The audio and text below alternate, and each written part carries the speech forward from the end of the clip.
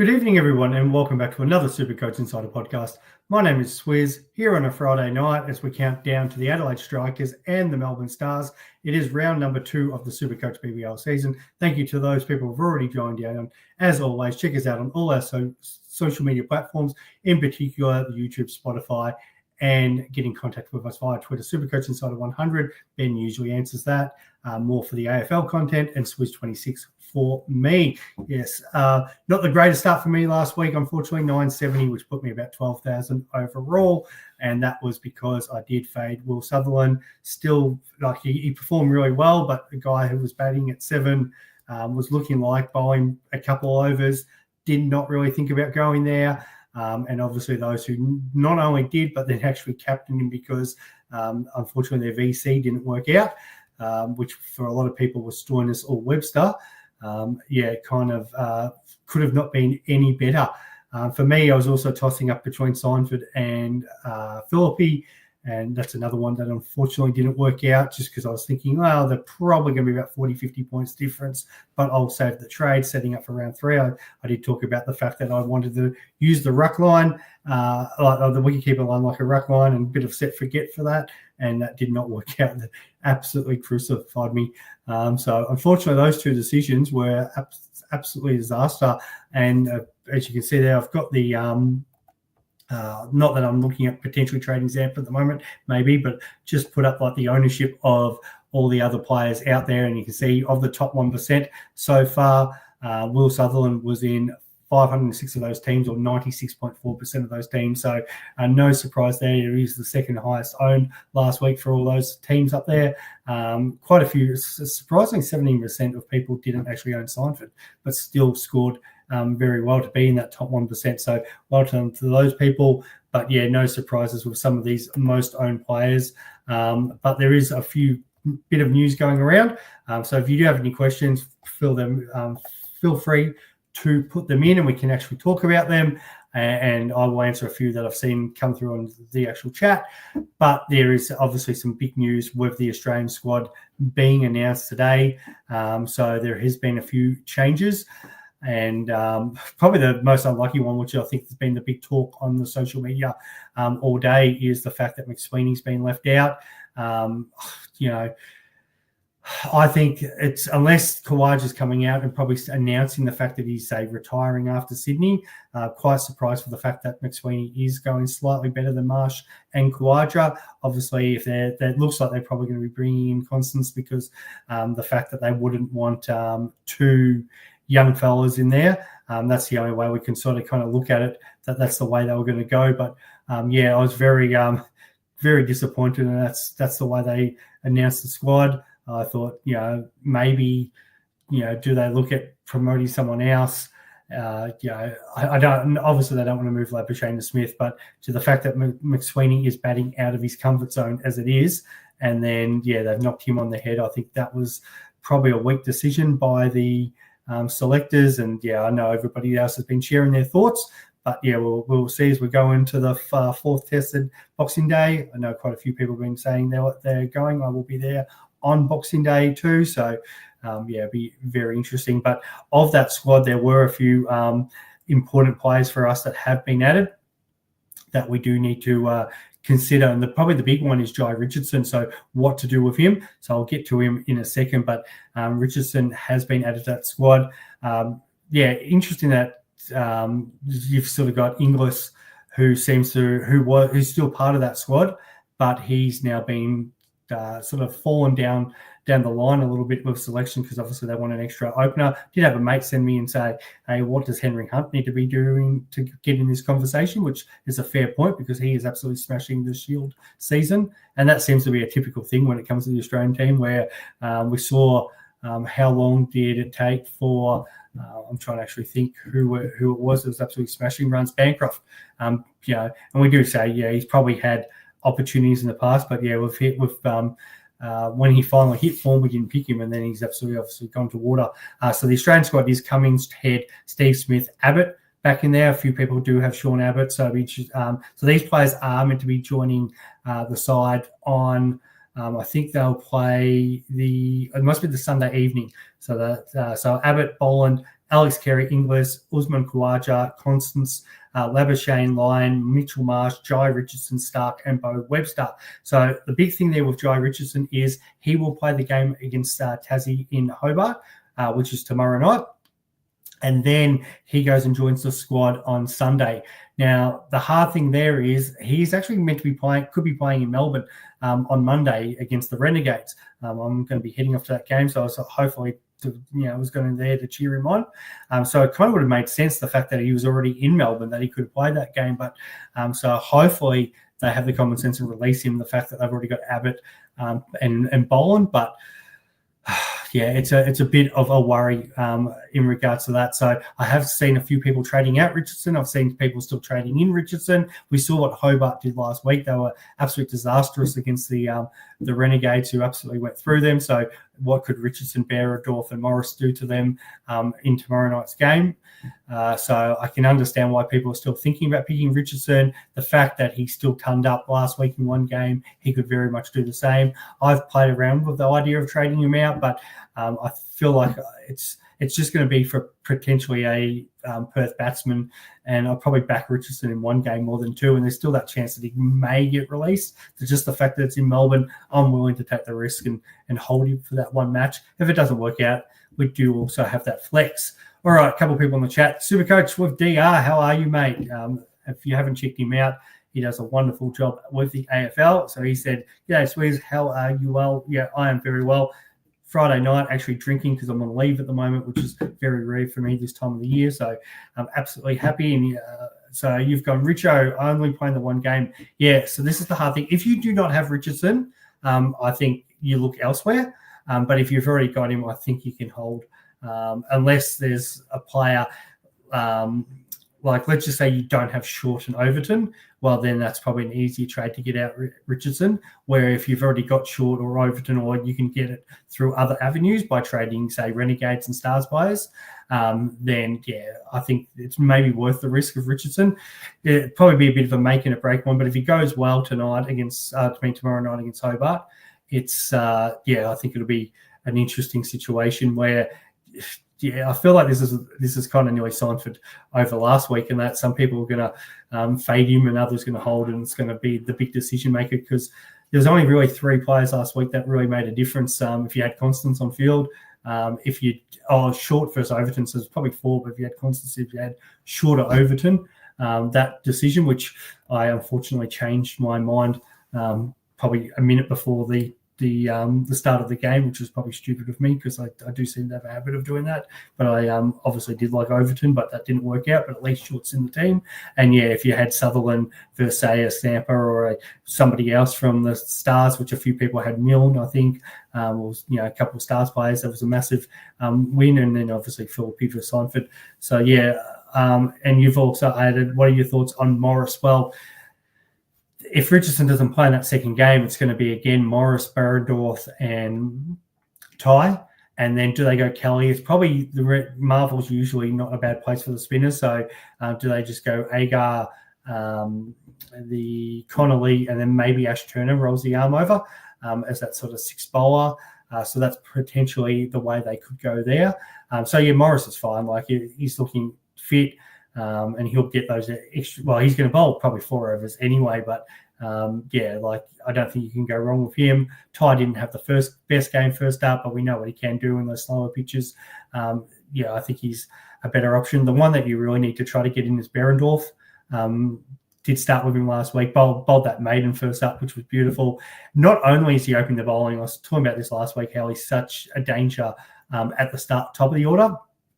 But it's actually he's now closing the innings too, which is what something AJ Ty used to always do. So he's apparently been really working on that. They want him at the end. So I kind of really like Behrendorff's, I think, the must-have. If you've already got Short or Overton, or you can get both of them in, the next one you're going to be looking at is Behrendorff. The other, so the trades I've been doing this week, so I didn't really want to trade a Neil, but it's probably the only way I can do it. So I haven't used my boost as yet. I've got it sitting up there with Zampa potentially out, but I haven't looked at doing it yet. But Neil's gone, Webster's gone, and Milne, which ended up being a disastrous decision last week. So I was going to bring in Constance, but I was on the fence anyway because I thought this could happen with him coming in for Boxing Day. He's gone. And then coming in was Overton, Doggett, which was always the plan this week, and Baisley. And the only decision I've got left is, and I'll see how that goes for tomorrow night, is if I want to chuck Zampa out or just hold him as a loophole for next week and bring in Turner, which I kind of don't mind Turner. Just the fact that I brought Inglis back in too, I don't know, does that, drop him down a spot? But he is the captain, so he does get runs pretty quickly. 2 games with him, just as a cheap option to sit there. But I do have the loophole, so I've got the loopholes on 3 stars players tonight. So it just depends on how they go. Harper, I'm not expecting wonders from, but Stoyne and the spinner and McKenzie, if any of them do well, then I can obviously move myself around. So I'm not using my boost yet. I'm just waiting to see what happens. Did get us in a little bit of trouble last week with the movement of loopholes, just because Connolly and Richardson did so well, and then I had to kind of look at what players to get in. I think well done to 2-time winner Andrew, because he ended up bringing in Johnson and Munro, and if I'd kind of held off of Short, I probably would have done the same thing. So good works there. All right, well, FBL down under. Hey, mate, is it worth selling Bell Webster, considering it's unlikely he'll be used as a bowler? Yeah, that was disastrous because we were all waiting to see if Webster was going to be free. No problems. And then Cricket Australia, halfway through the commentary, they were just announcing like, oh, yeah, by the way, he's not allowed to bowl tonight because Cricket Australia's put a mandate on it.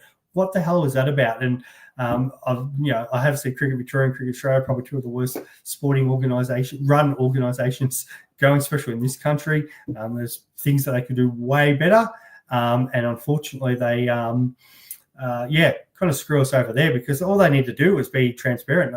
Like sit them and say, yeah, Bo Webster's been released, he'll be playing as a batsman, and you actually get a fan base on board. People, though it's not the all and be all for the site, the Supercoach for them, which because it's not their product, so they don't really care so much. But we're engaged, not just us as content creators, but obviously you guys as fans, more in every game. Same with the AFL, NRL, whatever. I watch sport because I'm playing Supercoach or I'm playing Draft Stars. If I'm not doing that, then I'm less likely to watch. I'm only going to watch the games that I'm either the big games, which are interesting, or when my team are playing.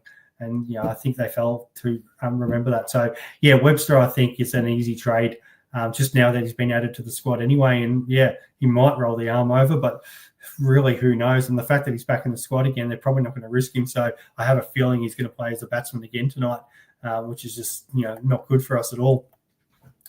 Somebody out there, let me know also when the teams have been released, because I'm always trying to obviously pay more attention to for this and your questions, guys. Thoughts, Corey, good Northman. Thoughts on Seinfeld, Milne, and Webster to Short, Turner, and Baisley. If it's possible to keep Seinfeld for another week, I'd do it. But and the hard thing is, I guess you must have a keeper in the batsman to move him there, unless Seinfeld's already in your batting lineup. So if there's another way to do it, yes. But Short, you've got to bring him in. He's going to be most people's vice captain. It's just hard not to have him. Like, you can potentially fade the vice captain, which I've got no problems with, but at the same time, I don't think you can fade Short completely. I did say last week, if you completely faded Short and it works out for you, you're going to be so far ahead of everybody.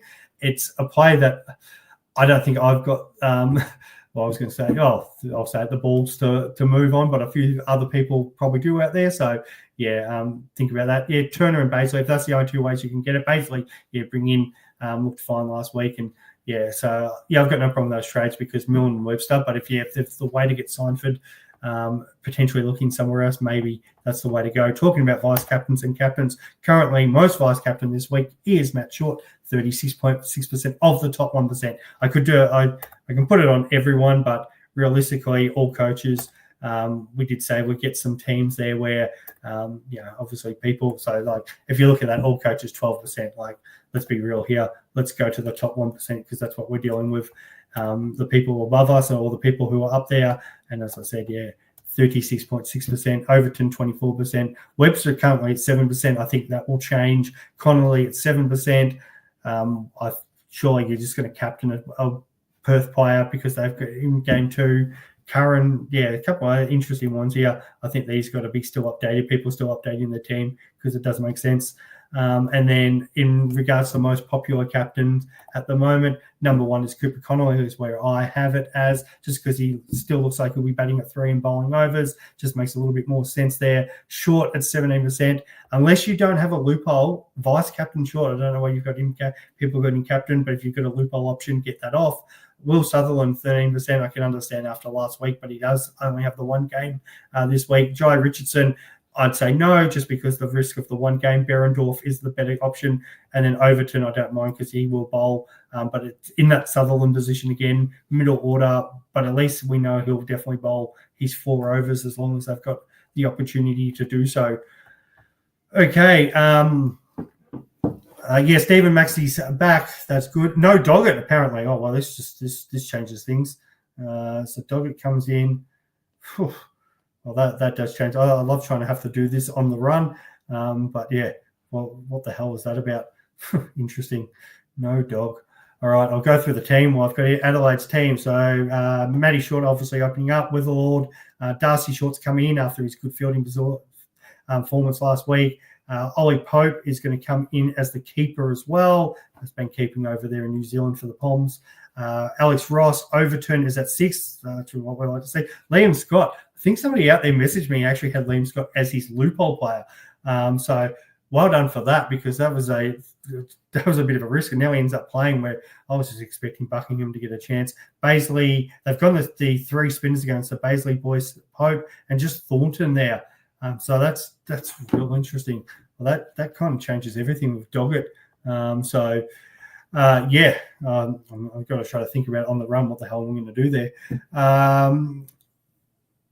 When optimising your teams, Matt Short is the default captain. Yeah, no surprise there at all. So maybe that's why people are doing, just pressing the optimise button. So fair enough. Thank you for that, FPL. I don't usually press that because it starts moving things around. Matt John, worth holding Jai Richardson for 1 game? I think it is, if you've already got him. If you don't have him, don't trade him in. But, yeah, I think you can definitely hold him on because if Hobart dish up what they did last week, sure, they'll put in a better batting performance, but that was against a Renegades bowling lineup. Anil Rogers, they're not bad. Anil's coming on. He won the was it the best first year player or something, or the most improved player, one of those awards at the Cricket Australia night last year. But yeah, we're now talking about Richardson, Berendorf, Morris, some of the best bowlers in Australia. The Hobart would want to be on their game because it could be way worse than what was it the 81 Hobart made the other night. That's interesting. People asking online about Constance. He's meant to be playing tomorrow night, so you could potentially trade him, but it looks like he's a lock for the Boxing Day and Sydney Test. So you're only getting 1 more game out of him for now.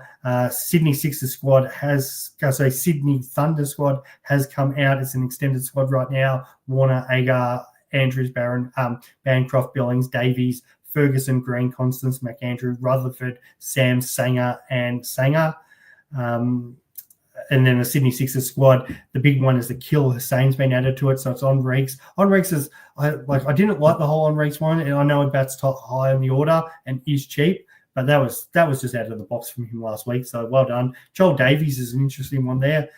So Sean Abbott, Dorcius, Edwards, Akil Hussain, Hayden Kerr, Murphy, Patterson, Perry Philippi, Lockie Shaw, Silk, and Vince is the team for that.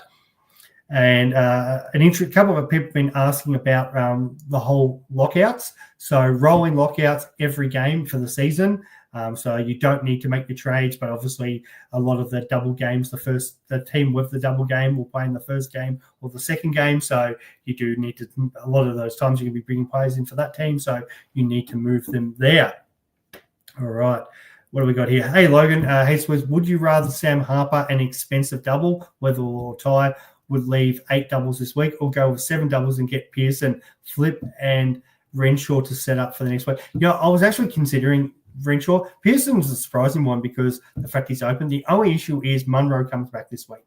So, they have another in. I know, Xavier Bartlett's probably going to be, he might play 1 more game on that, but he'll be, I think he was mentioned in the squad, wasn't he? I was just actually trying to get that Australian squad back up. Did I? I know there was some talk around. Maybe he was fine. Maybe he didn't get picked, and then maybe that was just a rumor. But we know, Munro's going to come back into the team. So does that mean Jack Wood squeezes out? They keep Pearson up there.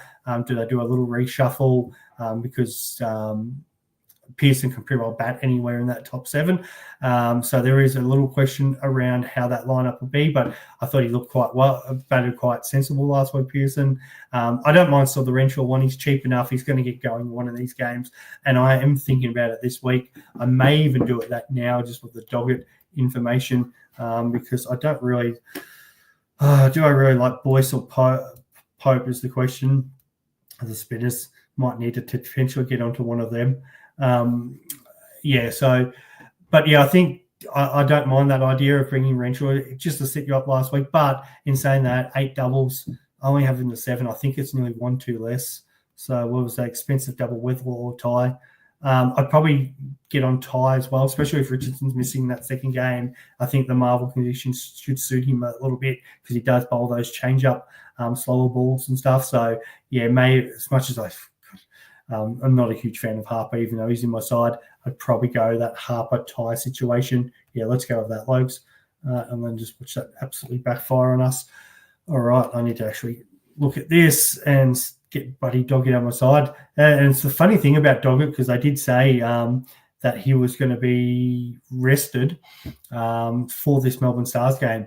So, obviously got bigger plans in regards to him, which is really frustrating for people who brought him in last week. Kind of glad now I went with Buckingham and just freed up that cash because all the news was Doggett was being left out for this match in particular. All right, so final teams for the Stars and the Strikers. This is the Stars side up. Rogers, Harper still opening. Glennie Maxwell at 3. Actually, Harper going up to open because I think he was in the first drop the other day. Stoiner's at 4. Benny Duckett at 5. Would be surely they move Duckett up the order. Duckett's an opener, but we'll see. Hilton Cartwright after that injury, God, looked like he was gone for all money. But well done for him. Playing. Bo Webster currently named at 7. And then we got Curran, Milne, Warren, and Siddle. So Sids comes back in. McKenzie is out of the side. So there, I've got to make some thoughts there. Do I want to get McKenzie out? Because that's disappointing. So in regards to bowlers then from the Stars point of view, so Siddle, Warren, Milne, and Curran, so they're going to bowl. So that'll potentially between, say, 14 and maybe the whole 4 overs, 16 overs. And then you've got Stoin. So Stoin will probably bowl his 4 now. And then, Glennie Maxwell can, depending on the injury, can roll the arm over as well. So they may need Webster. Hopefully Webster bowls. They might give him 1 or 2 out of that, but there is a bit of a worry that they might not. I'm talking about the Stars and who actually knows about the Stars right now, because Campbell Callaway batting at 9 last week. He is a batsman, should be batting in the top 7 if you're going to pick him. And they play him as a bowler and he bowls 1 over. I just have absolutely no idea what happened there with the Star selection. Just going to go on that little rant for a minute. Matty, thoughts on Ashton Agar over Baisley? Yeah, again, I don't mind that. I'm a bit worried about the Hobart game there, especially depending on how they bat, but I think the Marvel conditions will suit him. No problems there with the Ashton Agar pick. I think it's a bit of a pod because no one's talking about him either. Stars win the bat flick and have elected to bat. This could be over quick. Hopefully, I think the Stars batting lineup's a lot better this week, so they should put up a total. It's just their bowling, which is the worry. It'd be very, very kind of interesting how they go. Darcy, a few people talking about, do we look at Darcy Short right now? But Liam Scott, that's a real surprising one. But it's funny here because they're saying, somebody's saying Stars is batting, but another one's saying Stars is bowling. Is anybody actually watching the coverage right now? Because Melbourne Stars choose the field. Yes, that's what I'm hearing. So it should be Adelaide batting first, depending on what site you're going to, because the Big Bash Twitter is saying the Stars have elected to bat, but Crick Info was saying they have elected to bowl. If anybody is watching the coverage, can anybody else confirm that? Strikers are batting. Thank you, Logan. Well, that's better. So hopefully Matty Short gets in and makes a big total. We'll like seeing that. And against that bowling lineup, that could be pretty good. Yeah. And yeah, the big one there also is Lynn. Lynn out as well. He had some cracking form in that T10, mate. Had a couple real big innings. So don't kind of know what's happened there with Darcy Short coming in. Maybe just team balance or looking at. Excuse me. So yeah, I think that's interesting. It's already we're 2 rounds in, and some of the selections have been kind of puzzling. Keeping us on our toes probably makes Big Bash Supercoach BBL a little bit more interesting, but at the same time a little bit frustrating because they kind of don't know what they're going to throw at us. Any other big pressing issues out there and that anybody has? I'm just having a look. I think people saying the same thing, getting some messages saying, what the hell, why wouldn't Duckett be opens for England? But other people are saying he is opening. But according to whatever page, but Melbourne Star's putting out that Harper is. That'll be interesting because surely Duckett has to open. Like, why would you have him in your side and waste him in the middle order? It just wouldn't make any sense in the world. If you're a Harper owner and he opens, it's potentially good for us. We'll see how that kind of plays out. I think if that's it, we might love it and leave it as we count down to the game. There's also for us AFL fans, Ben and Chris have put out their AFL videos. I'll be putting out mine, and then we are finally coming back together to do a group pod. So definitely need to consider that. I actually just had a late one. Matty Grimston, what do you think? Webster, Richo, Milne, and Khan out. Yeah, well, Khan's got to obviously go. Bring in Short, Weatherlord, Boyce, and Liam Scott. If you need a cheapie, Liam Scott, no problems on that. Boise as a spinner, they obviously they're backing in these spinners. Kind of don't mind that one either.